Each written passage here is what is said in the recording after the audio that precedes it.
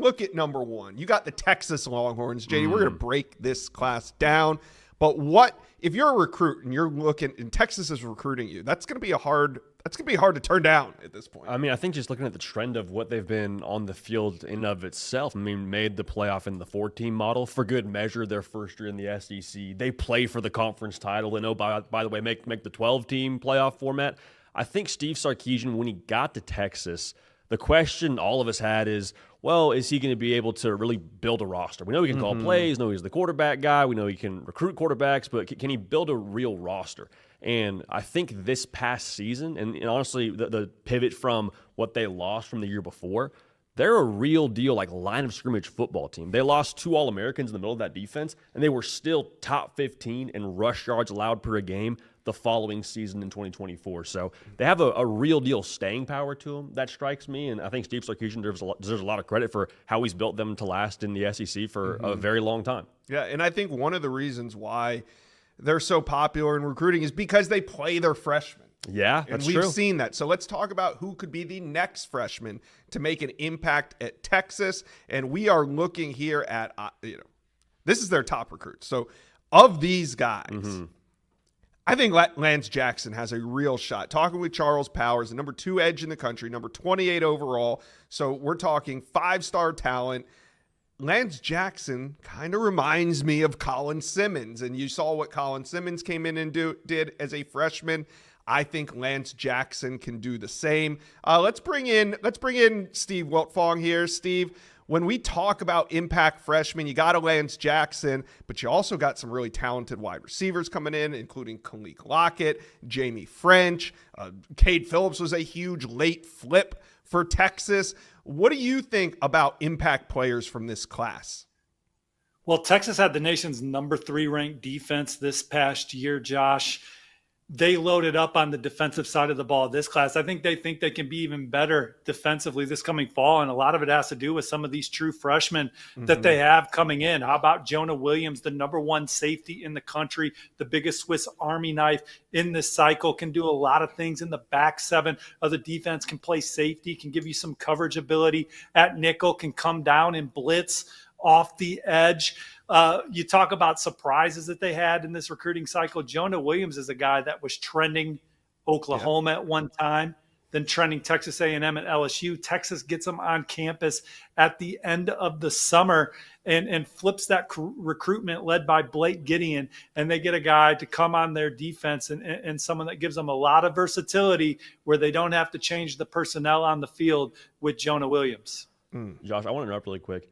Speaking of surprises for Jonah Williams, we're trying to record a commitment video for where Jonah Williams is going to end up at. And usually you have it down to like 2, maybe max 3 schools of where they could be. Steve and I recorded, I want to say 4 or 5 potential commitment videos for Jonah Williams. So for Texas to win out there and land his service is huge. Well, I also think baseball played into it, right? So it kind of, you're trying to get a read for his football recruitment, but knowing that baseball also factors in, and different baseball who did he have the best relationship with? Was it Oregon? Was it? I mean, in the end, he ends up at Texas. He's going to be a star on the football field. He's going to play baseball. Really exciting. But I think the biggest surprise in this class, and I want to bring in Chad Simmons for this, was the signing of defensive lineman Justice Terry. For the majority of the cycle, it was Georgia all the way until the end. Chad, how did Texas pull Justice Terry out of the state of Georgia? I mean, I don't know how else to say it, Josh. I mean, probably just a straight up better NIL package. That's kind of what it came down to. I mean, Justice Terry obviously had the better, much longer connections, in Athens with Trey Scott, Kirby Smart, Glenn Schumann, multiple off the field staffers. He had been there to Athens too many times to count.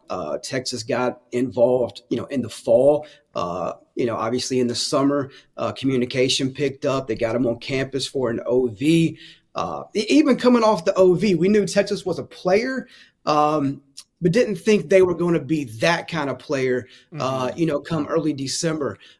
So I just think, obviously, what you guys have talked about, Texas's success on the field, building guys in the trenches, him seeing a guy like Colin Simmons as a true freshman make the impact he had this year, them being back-to-back playoff contenders the last 2 years. Yeah, all that obviously played into it as well. And he likes the staff, the player development. There's no questioning that. But I think just the simple answer is the better NIL package won out. Yeah, hey, Texas doesn't hide it. I mean, you can't hide money. Most teams have like oak trees leading the way up to the facility.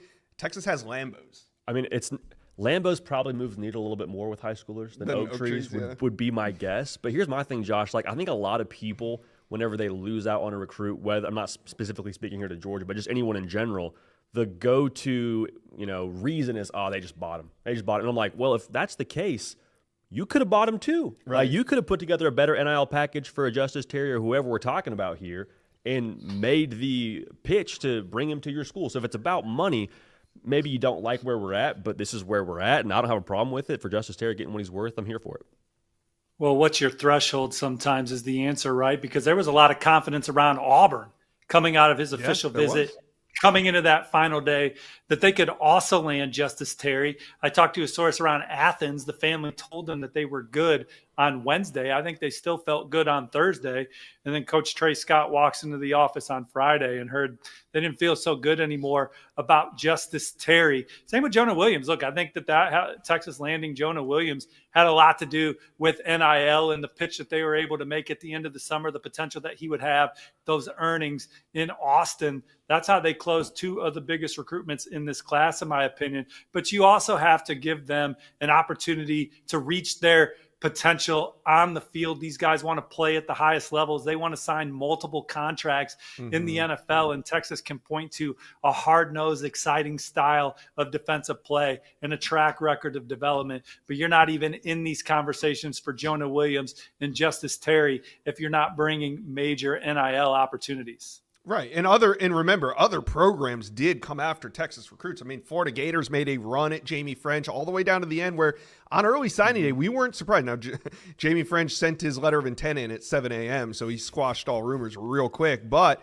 I mean, Jamie French didn't just suddenly have interest in UF because they had a major that he likes. Sure. Jamie French was probably offered top dollar in something very competitive. But then when it comes down to it, if money's equal, well, it reverts back to relationships and it reverts back to the style of offense that they play. So, I think while Texas is able to kind of flex their NIL muscle, they're also, like Steve said, providing opportunity to go on to the next level and make even more money. So, Texas fans, talk to JD and I. Get in the comments section. What do you think the strength of this class was?